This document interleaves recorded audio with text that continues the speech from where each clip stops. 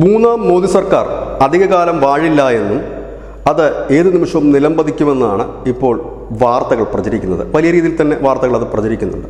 ആ വാർത്തയുടെ പിന്നിൽ സത്യമുണ്ടോ എന്ന് ചോദിച്ചാൽ സത്യമുണ്ട് എന്ന് തന്നെ പറയേണ്ടി വരും. പക്ഷേ അങ്ങനെ സംഭവിക്കുമോ എന്നുള്ളതാണ് ഇന്ന് ന്യൂസ് ഇന്ത്യ മലയാളം പോയിന്റ് പരിശോധിക്കുന്നത്. ഈ വാർത്ത പ്രചരിച്ചു തുടങ്ങിയതോടുകൂടി ബി.ജെ.പിയുടെ അനുഭാവികൾക്ക് പോലും വലിയ രീതിയിലുള്ളൊരു ആശങ്കയുണ്ട് ഇതേ നിമിഷവും. കാരണം അത് അവരുടെ ആശങ്കയ്ക്ക് അടിസ്ഥാനപരമായ കാരണമുണ്ട്. കാരണം ഒരു ഘടകകക്ഷി എന്ന് പറയുന്നത് നമ്മുടെ നിതീഷ് കുമാറാണ്. നമുക്കൊരു ഓട്ടോറിക്ഷയുടെ ഒക്കെ നമുക്ക് വേണമെങ്കിൽ ഉപമിക്കാവുന്ന ഒരു ആളാണ്. എങ്ങോട്ട് വേണമെങ്കിലും തിരിയാം. അതുകൊണ്ടായിരിക്കണം കൂടുതലും പേർ പറയുന്നത് ഈ നിതീഷ് കുമാർ പിന്തുണ പിൻവലിക്കും എന്ന് പറയുന്നത്.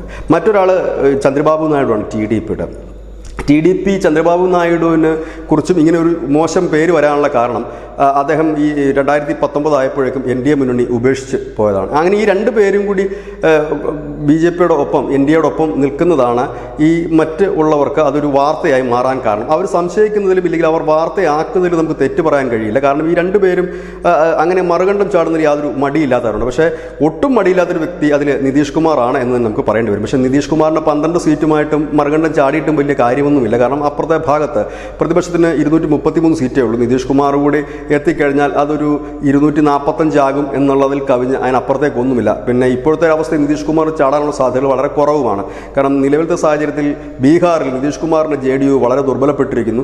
ഈ ഒരു അവസരത്തിലാണ് രാംവിലാസ് പാസ്വാന്റെ മകൻ ചിരാഗ് പാസ്വാനെ ഒരു ലീഡർഷിപ്പിലേക്ക് ഉയർത്തിക്കൊണ്ട് BJP വരികയും മത്സരിച്ച് 5 സീറ്റിലും നേട്ടമുണ്ടാക്കാൻ ചിരാഗ് പാസ്വാൻ കഴിയുകയും ചെയ്തു. ഇങ്ങനൊരു സാഹചര്യത്തിൽ നിതീഷ് കുമാർ ഇനി ചാടിയാൽ ഒരുപക്ഷെ JDUവിൻ്റെ പിളർപ്പിനത് സാക്ഷ്യം വഹിക്കും. ഒപ്പം തന്നെ JDU ഒരു പരിധിയിൽ കൂടുതൽ BJP വിഴുങ്ങുകയും ചെയ്യും. അത് നന്നായി നിതീഷ് കുമാറിനറിയാം. പിന്നെ ഇപ്പോൾ അദ്ദേഹം ഈ മുന്നണിയുടെ ഭാഗമാകുമ്പോൾ ഏതാണ്ട് വിലപേശാൻ നല്ല മിടുക്കനായതുകൊണ്ട് വിലപേശൽ ഉണ്ടാകും. പക്ഷേ അദ്ദേഹത്തിൻ്റെ ഒരാവശ്യം ചന്ദ്രബാബു നായിഡുവും നിതീഷ് കുമാർ മുൻപോട്ട് വെക്കുന്ന ആവശ്യം അതിപ്പോൾ മോദി എന്നല്ല കോൺഗ്രസ് വന്നാലും നടപ്പാക്കി കൊടുക്കുക വലിയ പ്രയാസകരമായ കാര്യമാണ്. കാരണം പ്രത്യേക പാക്കേജും ഒക്കെയാണ് ചോദിക്കുന്നത്. അത് വലിയ സാമ്പത്തിക ബുദ്ധിമുട്ടുകൾ വരുത്തി വെക്കുന്ന ഒരു കാര്യമാണ്. നമുക്കറിയാം ആന്ധ്രാപ്രദേശ് ഡിവൈഡ് ചെയ്തപ്പോൾ ഉണ്ടായ ആ ബാധ്യതകൾ പോലും ഇതുവരെ കേന്ദ്രം കൊടുത്തു തീർക്കാത്തൊരു സാഹചര്യം കൂടിയുണ്ട്. ഏതായാലും നിതീഷ് കുമാർ ചാടാനുള്ള സാധ്യതകൾ വളരെ കുറവാണ്. കാരണം സംസ്ഥാന തലത്തിൽ JDUവിന് ഇപ്പോൾ പഴയ പവറൊന്നുമില്ല, ദുർബലമാണ്. പഴയതുപോലെ നിതീഷ് കുമാർ ഒരു ഒറ്റയാൾ ഒരു ലീഡർ എന്നുള്ള നിലയിലല്ല. ഇപ്പോൾ JDUവിൽ തന്നെ അനവധി ചെറിയ തുരുത്തുകൾ പ്രത്യക്ഷപ്പെട്ട് തുടങ്ങിയിട്ട് നാളുകളേറെ അവിടെയാണ് BJP പിടി മുറുക്കിയിരിക്കുന്നത്. ഏതായാലും അങ്ങനെ നിതീഷ് കുമാർ ചാടുകയാണെങ്കിൽ അത് ഈ JDU നെടുകപ്പിളരാനുള്ള സാധ്യതകൾ ഏറെയാണ്. ഒപ്പം തന്നെ ചിരാഗ് പാസ്വാന്റെ ഒരു വളർച്ചയ്ക്കും അത് ബീഹാറിൽ സാക്ഷ്യം വഹിക്കും. ഏതായാലും അതുകൊണ്ട് അത്തരമൊരു പണിക്ക് ഉടനടിയൊന്നും നിതീഷ് കുമാർ പോകാൻ സാധ്യതയില്ല. മറ്റൊരു വ്യക്തി ഈ TDP ആണ്. TDP ഏറ്റവും വിശ്വസ്തനായ ഒരു പങ്കാളിയായിരുന്നു BJPയുടേത്. വാജ്പേയിയുടെ കാലത്തായാലും അല്ലാത്തപ്പോഴൊക്കെ NDAയുടെ കൺവീനർ സ്ഥാനമൊക്കെ വഹിച്ച് പല പാർട്ടികളെയും കൂട്ടിക്കെട്ടി വാജ്പേയി അധികാരത്തിലേറ്റുന്നതിലൊക്കെ മുൻപന്തിയിൽ നിന്നിരുന്നൊരു നേതാവൊക്കെ തന്നെയാണ് ചന്ദ്രബാബു നായിഡു. ഇത്തവണ അവർ 17 സീറ്റിൽ ആന്ധ്രാപ്രദേശിൽ മത്സരിച്ചു. അവർ 16 സീറ്റിൽ ജയിച്ചു. BJP 6 സീറ്റിൽ മത്സരിച്ചു, 3 സീറ്റിൽ ജയിച്ചു. ജനസേന പാർട്ടി 2 സീറ്റിലാണ് മത്സരിച്ച്, 2ലും അവർ ജയിക്കുകയുണ്ടായി. ഈ TDPയിലെ ചന്ദ്രബാബു നായിഡു ഉടനടിയൊന്നും BJP വിട്ടുപോകാൻ യാതൊരു സാധ്യതയും കാണുന്നില്ല. ഒന്ന്, ഈ TDP NDA സഖ്യം വിട്ടതിന് ശേഷം ചന്ദ്രബാബു നായിഡു കുറച്ചുനാൾ ആരും ഈ അദ്ദേഹത്തെക്കുറിച്ച് ശ്രദ്ധിക്കുകയും കേൾക്കുകയും ഒന്നും ചെയ്തിരുന്നില്ല. ഒരുപാട് ഡൗണായി. അദ്ദേഹത്തിൻ്റെ മകനായിരുന്നു പിന്നെ രാഷ്ട്രീയ കാര്യങ്ങളൊക്കെ നോക്കി മുൻപോട്ട് കൊണ്ടുപോയിരുന്നു. ആ ഒരു സമയത്താണ് അവിടെ ഒരു പുതിയ താരോദയം ഉണ്ടായി വന്നത്. അതായത് ഈ പവൻ കല്യാൺ എന്ന് പറയുമ്പോൾ പവർ സ്റ്റാർ എന്നാണ് അദ്ദേഹം അറിയപ്പെടുന്നത് സിനിമയിൽ. അദ്ദേഹം ഒരു കായികാഭ്യാസി കൂടിയാണ്, ബ്ലാക്ക് ബെൽറ്റും ഒക്കെ കിട്ടിയ ആളാണ്. ഈ പവൻ കല്യാണിൻ്റെ നേതൃത്വത്തിലുള്ള ജനസേന പാർട്ടി വളരെ ശക്തമായി ഉയർന്നു വന്നു. ഈ ജനസേന പാർട്ടി ഒരു BJPയുടെ B ടീം പോലാണ് പ്രവർത്തിക്കുന്നത്. ഏതാണ്ടൊക്കെ BJPയുടെ സമാനമായ രീതിയിലുള്ളൊരു ഹിന്ദുത്വം ഒക്കെയാണ് ഈ ജനസേന പാർട്ടിയുടെ ഒരു മുഖമുദ്ര. ഏതായാലും ഈ പവൻ കല്യാൺ ഉയർന്നു വരുന്നത് ഈ കോമൺ മാൻ പ്രൊട്ടക്ഷൻ ഫോഴ്സ് എന്ന് പറഞ്ഞൊരു സംഘടന. പവൻ കല്യാൺ അല്പം ബുദ്ധിമാനാണ്. കാരണം എല്ലാ സിനിമാ നടന്മാരും അവരുടെ ഈ ഫാൻസ് അസോസിയേഷനാണ് പാർട്ടിയാക്കി മാറ്റുന്നതെങ്കിൽ പവൻ കല്യാൺ അതിന് മുതിർന്നില്ല. ഫാൻസിനെ ഫാൻസായിട്ട് തന്നെ നിർത്തി. ഒപ്പം തന്നെ ഈ കോമൺ മാൻ പ്രൊട്ടക്ഷൻ ഫോഴ്സ് എന്ന് പറഞ്ഞൊരു ഫോഴ്സ് രൂപീകരിച്ചു. അത് പവർ മാൻ ഇല്ലെങ്കിൽ പവർ സ്റ്റാർ എന്ന് അറിയപ്പെടുന്നതാണ്. അതായത് അദ്ദേഹത്തിൻ്റെ സിനിമകളെല്ലാം ഭയങ്കര ആക്ഷൻ സിനിമ. അപ്പോൾ അതിൻ്റെ രീതിയിൽ തന്നെയാണ് ഈ സംഘടന മുൻപോട്ട് കൊണ്ടുപോയത്. അഴിമതിക്കെതിരെയുള്ള പോരാട്ടം ഒക്കെ ആയിട്ട്. അത് 2007 തുടങ്ങിയതാണ്. അതിനുശേഷം ചേട്ടൻ ചിരഞ്ജീവി ഒരു പാർട്ടി പ്രജാരാജ്യം എന്ന് പറഞ്ഞൊരു പാർട്ടി രൂപീകരിച്ചു. പാർട്ടി ക്ലച്ച് പിടിച്ചില്ല. പിന്നീട് ആ പാർട്ടി കോൺഗ്രസിൽ ലയിപ്പിച്ചിട്ട് ഈ ചിരഞ്ജീവി കേന്ദ്രമന്ത്രിയൊക്കെ ആയി കോൺഗ്രസിൻ്റെ അവിടെ നിന്ന്. അങ്ങനെ ആ ചിരഞ്ജീവിയുടെ രാഷ്ട്രീയം അതോടുകൂടി തന്നെ തീർന്നു. ഇതിൽ നിന്നൊക്കെ പാഠം പഠിച്ചുകൊണ്ടാണ് ഈ പവൻ കല്യാൺ ജനസേന രൂപീകരിച്ച് മുൻപോട്ട് വരുന്നത്. ശരിക്കും ഒരു 2014 ഇതിൻ്റെ ഒരു വെള്ളവും വളവും നൽകി ഈ പവൻ കല്യാണിനെ വളർത്തിക്കൊണ്ടുവന്നത് BJP ആണെന്ന് പറയേണ്ടി വരും. അതിന് പ്രധാനപ്പെട്ട കാര്യം ആന്ധ്രാപ്രദേശിൽ BJPക്ക് പറയത്തക്ക റോളുകളൊന്നുമില്ല. ഈ തെരഞ്ഞെടുപ്പിൽ BJPക്ക് 1% വോട്ട് പോലും ഉണ്ടായിരുന്നില്ല. 0.97 ആയിരുന്നു അവരുടെ വോട്ടിംഗ് പെർസെൻറ്റേജ്. അപ്പോൾ അങ്ങനെയുള്ളൊരു പാർട്ടിക്ക് അവിടെ വളർന്നു വരണമെങ്കിൽ ഒരു മുഖം ആവശ്യമായിരുന്നു. BJP പവൻ കല്യാണിനെ വളർത്തിക്കൊണ്ട് വന്നതിൻ്റെ പ്രധാന ഉദ്ദേശം അവരുടെ ഒരു മുഖ്യ മുഖമാക്കുക ആന്ധ്രയിൽ എന്നുള്ള ഉദ്ദേശത്തിൽ തന്നെയായിരുന്നു. പക്ഷേ പവൻ കല്യാണിനെ ആ സമയത്ത് അല്ലെങ്കിൽ അതിനുശേഷമൊക്കെ BJPയിലേക്ക് വന്നിരുന്നെങ്കിൽ ഈ കാണുന്ന വളർച്ച പവൻ കല്യാൺ ഉണ്ടാകുമായിരുന്നില്ല. ഈ പവൻ കല്യാണിൻ്റെ ജനസേന ഇങ്ങനെ മുൻപോട്ട് വരുന്നു. പവൻ കല്യാണിനെ നമ്മൾ സമ്മതിച്ചു കൊടുക്കണം. കാരണം അദ്ദേഹം കഴിഞ്ഞ 2 വർഷമായിട്ട് ആന്ധ്രയിൽ വലിയ ക്യാരവാനൊക്കെ എടുത്തിട്ട് വലിയ റാലികളും പ്രചരണങ്ങളൊക്കെ നടത്തിക്കൊണ്ടിരിക്കും. ഈ പവൻ കല്യാൺ പെട്ടെന്ന് സ്റ്റാറായി മാറിയത് ഈ ചന്ദ്രബാബു നായിഡു അല്പം ക്ഷീണത്തിലേക്ക് പോവുകയും അദ്ദേഹത്തിന് ആരോഗ്യപരമായ പ്രശ്നങ്ങളുണ്ടായിരുന്നു, മറ്റ് പാർട്ടിയുമൊക്കെ കുറേ ഡൗണായി നിന്ന സമയത്ത് ഈ ജഗൻമോഹൻ റെഡ്ഡി വലിയ ഒരു സ്ട്രോങ് ലീഡറായിട്ട് അവിടെ ഈ ആന്ധ്രയിൽ നിൽക്കുന്നു. അങ്ങനെ ജഗൻമോഹൻ റെഡ്ഡി കൊണ്ടുവന്ന ചില പദ്ധതികൾക്കെതിരെ ഈ ജനസേന സമരം പ്രഖ്യാപിക്കുന്നു. പിന്നീട് നടക്കുന്നത് നമ്മൾ സിനിമയെ പോലും വെല്ലുന്ന തരത്തിലുള്ള തല്ലാണ്. അതായത് എവിടെയും ഈ YSR കോൺഗ്രസിൻ്റെയും അതുപോലെ ജനസേനയുടെയും പ്രവർത്തകർ തമ്മിൽ കൂട്ടത്തല്ലുകളാണ്. എന്തിനേറെ പറയുന്നു, വിശാഖപട്ടണത്തേക്ക് വന്ന ഈ പവൻ കല്യാണിനെ പോലീസ് തടയുകയും പിടിച്ച് അകത്താക്കി അവിടെ നിരോധനാജ്ഞ പ്രഖ്യാപിക്കുകയും ഒക്കെ ചെയ്യുന്ന തരത്തിലേക്ക് സംഘർഷം മാറി. അത് ജഗനെ ചോദ്യം ചെയ്യുന്ന ഒരു പവർ സ്റ്റാറായി പവൻ കല്യാൺ മാറുന്നതോടുകൂടിയാണ് ആന്ധ്ര രാഷ്ട്രീയത്തിൽ ഈ പവൻ കല്യാൺ ഒരു വലിയ റോള് ലഭിക്കുന്നത്. അതിൽ ആ തുടക്കം മുതൽ തന്നെ BJPയുമായി വളരെ രമ്യതയിൽ തന്നെ മുമ്പോട്ട് പോയിക്കൊണ്ടിരുന്നതാണ്. പക്ഷേ അതിൻ്റെ ഇടയ്ക്ക് BJPയെ വിട്ട് പവൻ കല്യാൺ ഒരു സഖ്യമൊക്കെ രൂപീകരിച്ച് മത്സരിച്ചിരുന്നു, CPM BSP ഒക്കെ ആയിട്ട്. പക്ഷേ തോറ്റുദൂരം പാടിപ്പോയി. വീണ്ടും BJPയുടെ ഒപ്പം തന്നെ വന്ന് അവർ അലയൻസിൽ തന്നെ നിന്നു.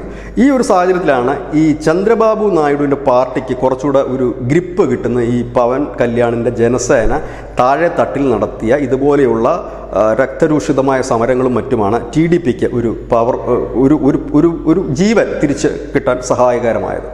അങ്ങനെ തെലുങ്ക് ദേശത്തിൻ്റെ നേതാവ് ചന്ദ്രബാബു നായിഡു പവൻ കല്യാൺ വഴി BJPയുമായി പലവട്ടം അടുക്കാൻ ശ്രമിച്ചിരുന്നു. പക്ഷേ ആ സമയത്തൊക്കെ BJPക്ക് ഈ TDPയെ കൂട്ടാതെ തന്നെ മുൻപോട്ട് പോകാമെന്നാണ് BJP കരുതിയിരുന്നത്. കാരണം ആ സമയത്ത് അവർക്ക് YSR കോൺഗ്രസ് അവരുടെ ഒരു സഖ്യകക്ഷി അല്ലെങ്കിൽ പോലും അങ്ങനെ അതേ രീതിയിൽ നിൽക്കുന്നത് കൊണ്ട് അവർ അധികം അടുപ്പിച്ചില്ല. പിന്നീട് ഈ പവൻ കല്യാണാണ് ഈ കൂടുതൽ ഇനിഷ്യേറ്റീവ് എടുത്തിട്ട് ഈ TDP BJP പവൻ കല്യാണിൻ്റെ ഒരു സഖ്യം സാധ്യമാക്കിയെടുത്തത്. പവൻ കല്യാൺ BJPയുടെ ഒപ്പം തന്നെ ആയിരുന്നെങ്കിൽ പോലും ആ ഒരു സഖ്യം സാധ്യമാക്കിയെടുത്തത് ഈ പവൻ കല്യാണാണ്. അതുമാത്രവുമല്ല, ഈ നിയമസഭാ തെരഞ്ഞെടുപ്പിൽ TDP കൊയ്ത നേട്ടത്തിൻ്റെ ഒരു അടിസ്ഥാനപരമായ ആള് എന്ന് പറയുന്നത് ഈ പവൻ കല്യാൺ തന്നെയാണ്. കാരണം ഈ TDPക്കും പഴയതുപോലെ തന്നെ ഭയങ്കര ആക്രമണോത്സവമായ ഇല്ലെങ്കിൽ ആക്രമിച്ച് മുന്നേറുന്ന അണികളുമൊക്കെ ഉണ്ടായിരുന്നെങ്കിൽ അത് 2019 തൊട്ട് അതൊരു നാശത്തിൻ്റെ വക്കിൽ ഒരു ക്ഷയിച്ച വക്കിലേക്ക് എത്തി നിൽക്കുകയാണ്. കാരണം അവർ നിയമസഭയിലൊക്കെ വളരെ ദയനീയമായി തന്നെ പരാജയപ്പെട്ട് YSR കോൺഗ്രസ് അധികാരത്തിൽ കയറുകയൊക്കെ ചെയ്തൊരു സമയത്താണ്. ആ സമയത്താണ് ഈ ജനസേന യുവാക്കൾക്കിടയിലൊക്കെ ഒരു തരംഗമായി മാറുന്നത്. അതായത് അടിത്തട്ടിൽ ജനസേനയ്ക്ക് ഒറ്റയ്ക്ക് നിന്ന് സീറ്റ് പിടിക്കാൻ കഴിയുമോ എന്നുള്ളതല്ല, പക്ഷേ അവർക്ക് എല്ലായിടത്തും ശക്തമായ പോക്കറ്റുകളുണ്ട്. ഈ പോക്കറ്റുകളാണ് TDP ഒരു വലിയ വിജയത്തിലേക്ക് നയിച്ചത്. ഈ ജനസേനയ്ക്കും 21 സീറ്റ് നിയമസഭയിലുണ്ട്.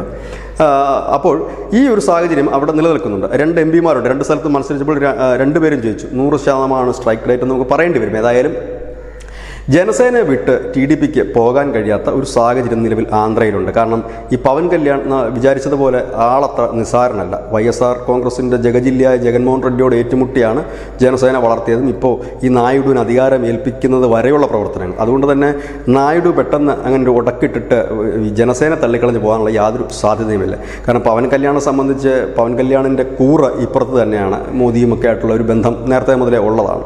അപ്പോൾ അങ്ങനെ ഒരു ഇഷ്യൂ നിൽക്കുന്നു. ഏതായാലും നായിഡു വളരെ ബുദ്ധിമാനായ ഒരു നേതാവാണെന്നുള്ളത് നമ്മുടെ ഇന്ത്യൻ രാഷ്ട്രീയം പരിശോധിക്കുന്ന ഏവർക്കും നന്നായിട്ട് അറിയാവുന്നതാണ്.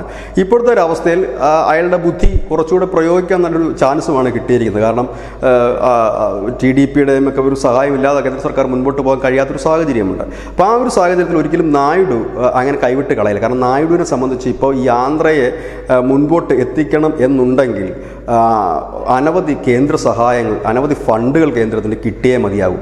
അങ്ങനെ ഒരു സാഹചര്യത്തിൽ ഇപ്പോൾ നായിഡു ചാടി ഈ പ്രതിപക്ഷത്തിൻ്റെ കൂടെ പോയാലും പ്രതിപക്ഷത്തിന് സർക്കാർ രൂപീകരിക്കാൻ കഴിയില്ല. ഇനി അഥവാ ഈ പലരും ചാടി എല്ലാവരും കൂടെ ചേർന്ന് ഇപ്പോൾ നിലവിൽ 28 കക്ഷികളാണ് പ്രതിപക്ഷത്തുള്ളത്.